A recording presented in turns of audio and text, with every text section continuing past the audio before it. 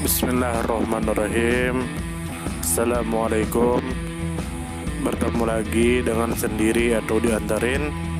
Semoga kita baik-baik saja dan semoga kita masuk surga. Amin. Sekarang masuk ke video. Gua Hira. Tentu saja kemungkinan tidak asing di telinga kita terlebih bagi para orang-orang yang pernah mendengarnya. Disebutkan menurut informasi yang beredar bahwa Gua Hira adalah sebuah gua yang terletak di sebuah gunung yang dikenal dengan nama Jabal An-Nur di dekat kota Mekah, Arab Saudi. Gua ini memiliki panjang sekitar 3,7 meter dan lebar sekitar 1,6 meter. Untuk mencapai gua ini, pengunjung harus menaiki 1.750 anak tangga. Gua ini berada pada ketinggian sekitar 270 meter dari permukaan tanah. Sebelum datangnya Islam, gua ini tidak memiliki arti penting secara spiritual maupun sosial. Nama Hira berasal dari kata Hira yang berarti permata. Gua Hira kemudian menjadi tempat yang bersejarah karena diyakini sebagai lokasi Nabi Muhammad menerima wahyu pertama dari Allah melalui malaikat Jibril. Peristiwa ini terjadi pada malam yang dikenal sebagai Lailatul Qadar atau malam kekuasaan. Kemudian menurut informasi yang beredar bahwa tokoh utama yang berkaitan erat dengan Gua Hira adalah Nabi Muhammad. Beliau sering menghabiskan waktu di gua ini untuk menyendiri, merenung dan bermeditasi. Sebelum menerima wahyu pertama, Nabi Muhammad sering mengalami mimpi yang diyakini sebagai tanda awal kenabian. Malaikat Jibril juga memiliki peran penting dalam sejarah Gua Hira karena beliau adalah perantara yang menyampaikan wahyu pertama kepada Nabi Muhammad. Selain itu, gua ini juga dikenal dan dikunjungi oleh banyak umat Islam dari berbagai negara meskipun tidak termasuk dalam rukun haji. Kemudian menurut informasi yang beredar bahwa Gua Hira terletak di sebuah gunung berbatu bernama Jabal An-Nur, yang berada di sekitar wilayah Mekah, Arab Saudi. Lokasinya cukup menantang untuk dijangkau karena harus mendaki ribuan anak tangga. Meskipun sulit dicapai, gua ini menjadi salah satu tempat yang sering dikunjungi peziarah, terutama saat musim haji, meskipun tidak termasuk dalam ritual haji yang wajib dilakukan. Kemudian menurut informasi yang beredar bahwa sebelum Nabi Muhammad menerima wahyu pertama, beliau sering mengasingkan diri ke Gua Hira setiap tahun selama 1 bulan penuh. Dalam kurun waktu 6 bulan sebelum menerima wahyu, Nabi Muhammad mengalami mimpi yang memiliki makna spiritual mendalam. Peristiwa turunnya wahyu pertama terjadi pada malam Lailatul Qadar, yang diyakini sebagai malam yang penuh berkah dan kekuasaan. Kemudian menurut informasi yang beredar bahwa Nabi Muhammad memilih Gua Hira sebagai tempat menyendiri karena beliau merasakan kebutuhan mendalam akan ketenangan, refleksi dan meditasi spiritual. Lingkungan Mekah saat itu dipenuhi praktik-praktik penyembahan berhala dan ketidakadilan sosial. Dengan mengasingkan diri, Nabi Muhammad dapat merenungkan kondisi masyarakat dan mencari kedamaian batin. Wahyu pertama yang diterima di gua ini kemudian menjadi awal dari risalah Islam yang membawa perubahan besar bagi dunia. Kemudian menurut informasi yang beredar bahwa setiap kali Nabi Muhammad pergi ke Gua Hira, beliau membawa bekal yang cukup untuk kebutuhan selama masa pengasingannya. Beliau juga dikenal dermawan karena memberi makan orang-orang miskin yang datang kepadanya. Setelah selesai bermeditasi dan sebelum kembali pulang untuk mengambil bekal tambahan, beliau akan mengelilingi Ka'bah sebanyak 7 kali sebagai bentuk penghormatan kepada rumah ibadah yang sangat dihormati.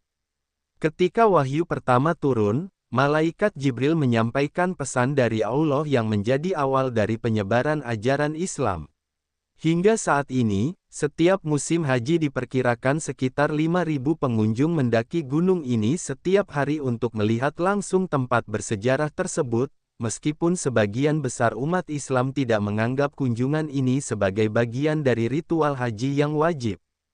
Gua Hira memiliki sejarah panjang yang penuh makna spiritual. Sebelum peristiwa turunnya wahyu pertama, tempat ini hanyalah sebuah gua di perbukitan berbatu tanpa arti khusus. Namun, Setelah wahyu pertama diturunkan, gua ini menjadi simbol refleksi, ketenangan dan awal dari penyebaran ajaran Islam. Sebagian umat Islam mengunjungi gua ini sebagai bentuk rasa cinta dan penghormatan kepada sejarah Nabi Muhammad. Akan tetapi, terdapat pandangan yang berbeda di kalangan umat Islam. Sebagian aliran, seperti Salafi, tidak menganggap gua ini sebagai tempat ibadah dan bahkan menolak keyakinan bahwa doa di gua ini memiliki keutamaan khusus. Menurut sebagian besar ulama, berdoa di gua ini memiliki pahala yang sama seperti berdoa di tempat lain di Mekah, karena yang utama adalah niat dan ketulusan hati. Di sisi lain, perjalanan menuju Gua Hira bukanlah hal yang mudah. Mendaki ribuan anak tangga membutuhkan fisik yang kuat dan ketahanan mental. Hal ini menunjukkan betapa besar dedikasi para pengunjung yang ingin merasakan langsung suasana sejarah di tempat ini. Walaupun tidak termasuk dalam ritual haji, mengunjungi gua ini dapat memberikan pengalaman spiritual yang mendalam bagi sebagian orang. Tradisi yang berkembang menyebutkan bahwa Nabi Muhammad mengalami mimpi-mimpi transendental selama 6 bulan sebelum wahyu pertama turun. Mimpi tersebut menjadi tanda bahwa beliau akan memulai misi kenabian. Dalam mimpi itu, batu-batu di Mekah bahkan memberikan salam kepadanya, sebuah pertanda besar tentang kebesaran tugas yang akan beliau emban. Kebiasaan Nabi Muhammad untuk menyendiri dan bermeditasi menunjukkan pentingnya refleksi diri dalam menghadapi tantangan hidup. Kebiasaan ini juga menunjukkan bahwa spiritualitas dan ketenangan batin merupakan fondasi penting dalam menghadapi perubahan besar. Dari sejarah Gua Hira, kita dapat mengambil beberapa pelajaran hidup yang berharga. Pertama, pentingnya memiliki waktu untuk menyendiri dan merenung agar dapat memahami diri sendiri dan lingkungan sekitar. Dalam kehidupan modern yang penuh kesibukan, ketenangan batin menjadi sangat penting.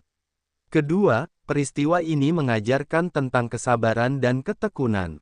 Nabi Muhammad mempersiapkan diri melalui refleksi spiritual sebelum menerima tugas besar sebagai pembawa risalah. Ini menunjukkan bahwa pencapaian besar membutuhkan persiapan yang matang. Ketiga, perjalanan Nabi Muhammad ke Gua Hira juga mengajarkan tentang kepedulian sosial. Meskipun beliau menyendiri untuk bermeditasi, beliau tetap peduli terhadap orang miskin dengan memberikan makanan kepada mereka. Hal ini menunjukkan bahwa spiritualitas sejati tidak hanya tentang hubungan dengan Tuhan tetapi juga tentang kepedulian kepada sesama manusia. Gua Hira sebagai tempat bersejarah memiliki nilai edukasi yang sangat tinggi. Keindahan sejarahnya dapat dijadikan pelajaran bagi generasi muda agar menghargai pentingnya refleksi dan spiritualitas. Namun, karena tingginya jumlah pengunjung setiap musim haji, diperlukan pengelolaan yang lebih baik untuk menjaga kelestarian lingkungan sekitar gua. Pemerintah Arab Saudi dapat meningkatkan fasilitas pendakian seperti jalur yang aman, area istirahat dan sistem pengelolaan sampah agar pengalaman spiritual para pengunjung tetap nyaman. Dari segi pandangan keagamaan, perbedaan pendapat mengenai gua ini sebaiknya dikelola dengan bijak. Setiap kelompok hendaknya menghargai pandangan yang berbeda tanpa memaksakan keyakinan masing-masing. Hal ini penting agar Gua Hira tetap menjadi simbol persatuan dan bukan perpecahan. Sumber referensi Google Chrome dan ChatGPT.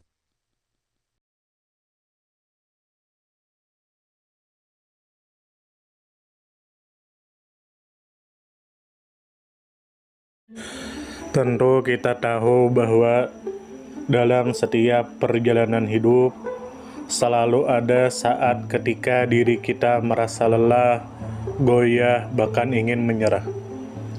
Namun di balik setiap perintangan tersembunyi peluang untuk tumbuh dan menguatkan diri kita. Hari ini adalah kesempatan baru, saat yang tepat untuk kembali menyusun niat, memperbaiki langkah, dan meyakini bahwa setiap tetes usaha tidak akan pernah sia-sia. Bangkit bukan karena tidak pernah jatuh, tetapi karena memilih untuk tidak tinggal dalam kejatuhan. Teruslah melangkah meski perlahan, karena selangkah lebih dekat adalah lebih baik daripada diam dalam keraguan.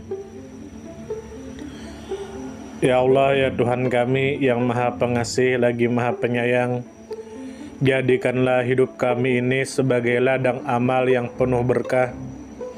Berikan kekuatan untuk terus menebar kebaikan di dunia. Anugerahkan kemudahan dalam menghadapi segala ujian, dan karuniakan akhir kehidupan yang baik. Lindungi diri kami dan keluarga dan fitnah dunia yang menipu. Jadikanlah akhirat kami sebagai tempat peristirahatan terbaik, dan masukkanlah kami ke dalam surga-Mu bersama orang-orang yang Engkau cintai, serta jauhkan kami dari siksa api neraka dan kemurkaan-Mu yang tak tertahankan.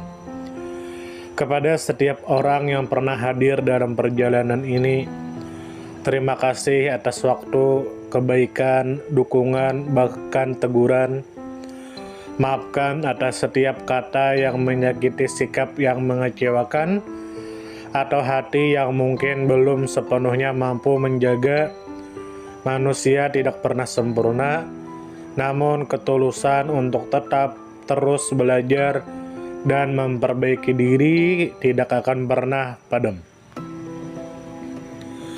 Tentu kita tahu bahwa kebaikan tidak selalu datang dalam bentuk besar.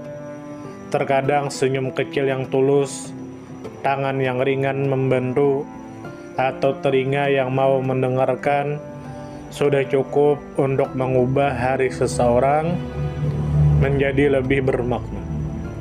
Jangan pernah kita menyepelekan kebaikan sekecil apapun, karena bisa jadi satu perbuatan kecil bisa menjadi rahmat Allah turun. Tentu kita tahu menjadi pribadi yang baik bukan berarti tanpa celah, namun menjadi pribadi yang senantiasa sadar dan ingin terus memperbaiki diri. Kebaikan itu menular, dan siapapun yang menanamkan kebaikan akan menuai kebahagiaan meski tak selalu terlihat oleh mata. Dunia membutuhkan lebih banyak hati yang lembut, tangan yang menguatkan, dan jiwa yang peduli. Semoga usaha yang dilakukan bernilai ibadah. Semoga hidup kita menjadi pemberat amal baik, dan semoga kelak ketika dunia telah kita tinggalkan, nama yang tertinggal bukan hanya sekedar dikenang, tetapi menjadi doa yang terus mengalir karena kebaikan yang tidak pernah berhenti untuk ditanam.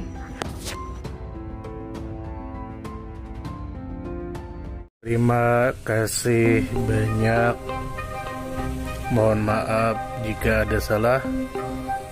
Silahkan jika suka ditekan tombol like, silahkan share, dan jika ingin memberikan saran dan komentar, silahkan komen.